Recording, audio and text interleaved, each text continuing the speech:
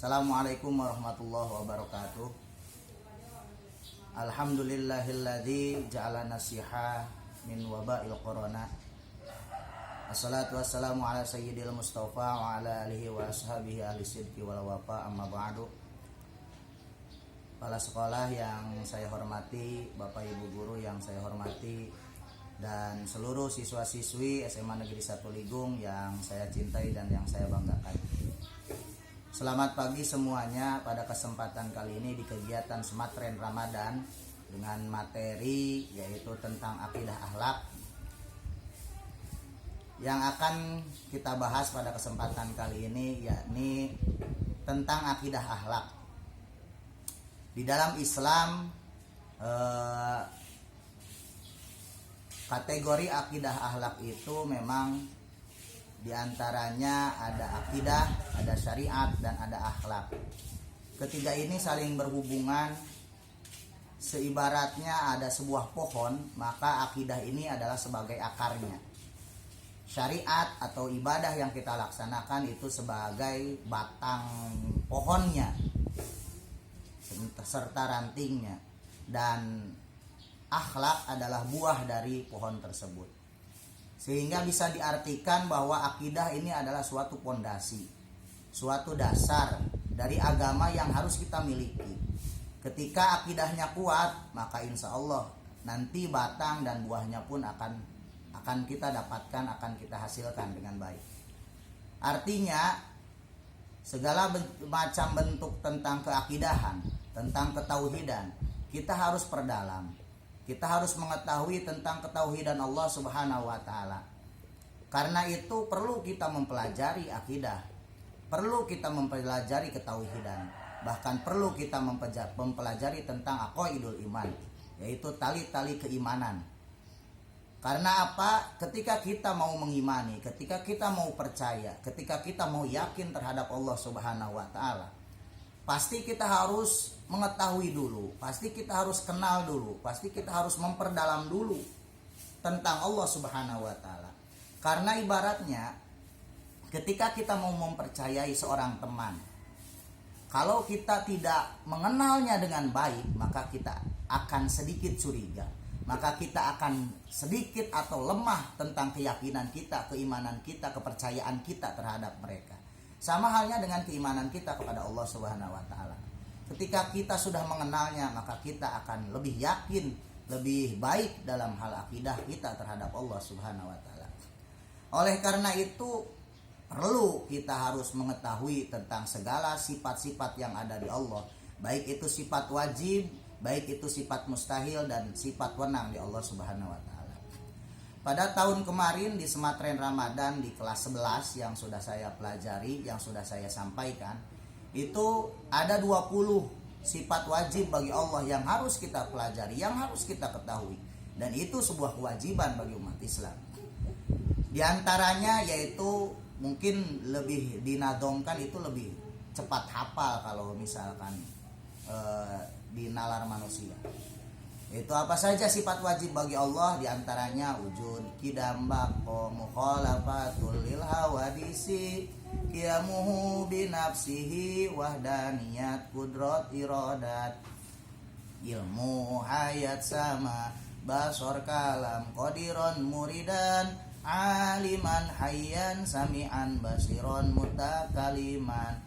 Lalu sifat mustahil bagi Allah juga harus tahu. Di antaranya apa? Adam, hudus, fana, mumasalah, lil hawadisi, ihtiyaj, ta'adud, azun, karoha, jahlun, maut, somam, a'ma, bukmun, azizan, karihan, jahilan, mayitan, asoma, a'ma, abkama.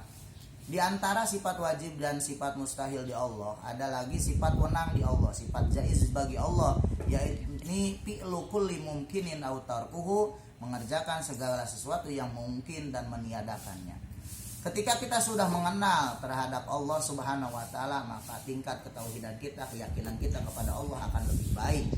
Setelah ketauhidan kita semakin baik, kita yakin, kita tingkatan keimanan kita lebih baik, maka insya Allah dalam hal beribadah kita akan dibarengi dengan rasa keikhlasan kita kepada Allah Subhanahu wa taala.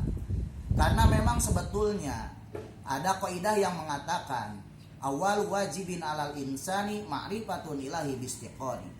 Yang paling awal kewajiban seorang manusia adalah makrifat kepada Allah Subhanahu wa taala, mengenal Allah Subhanahu wa taala.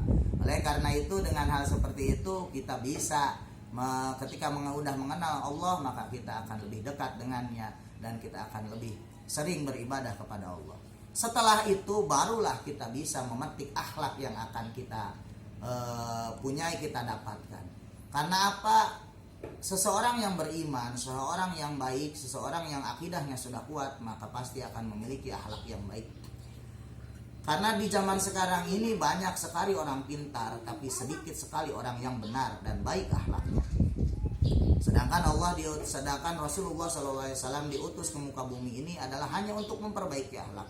Innama bu'itsu liutammima makarimal akhlak. Artinya saya diutus ke muka bumi ini hanya untuk memperbaiki akhlak di antaranya. Sehingga akhlak ini sesuatu hal yang penting bagi kita. Kalau misalkan seorang tersebut pintar, seorang itu punya jabatan, dia tampan, dia cantik, tapi akhlaknya buruk, maka penilaian masyarakat, penilaian orang lain, bahkan penilaian di hadapan Allah tetap jelek.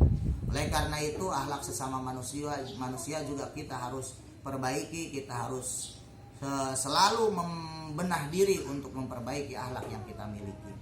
Oleh karena itu di pelajaran di materi sekarang ini tentang akidah akhlak, mari kita tingkatkan keyakinan kita, keimanan kita kepada Allah Subhanahu wa taala dengan memperbanyak ibadah, sehingga akan menghasilkan sifat-sifat yang baik pada diri kita, baik itu sifat tawadu, sifat yang lainnya, sehingga kita bisa berakhlak yang baik. Bahkan khairun nas man ahsanuhum khuluqa.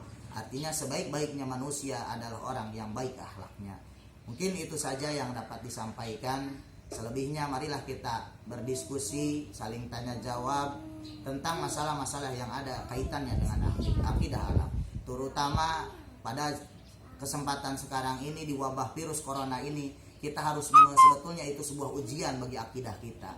Artinya jangan sampai kita takut sekali terhadap corona, tapi tidak takut terhadap Allah Subhanahu wa taala. Dalam artian tetap kita harus waspada, tetap kita harus menjaga kesehatan, tetap kita ikuti aturan pemerintah, tapi jangan sampai kita melupakan perintah Allah Subhanahu wa taala. Karena yakin dalam sebuah hadis dikatakan, ihfadillahu yahfadka. Kalau kita menjaga Allah, artinya menjaga seluruh perintah-perintah Allah dan menjauhi segala larangan-larangan Allah, maka Allah bakal menjaga kita. Allah akan menjauhkan kita dari mara bahaya. Allah akan menjauhkan kita dari wabah. Kalau kita seumpamanya terus selalu beribadah kepada Allah Subhanahu wa taala. Jadi jangan sampai kalian meninggalkan ibadah kepada Allah. Marilah kita tetap beribadah kepada Allah. Mudah-mudahan virus wabah corona ini akan dihilangkan dari muka bumi ini. Sekian dan terima kasih.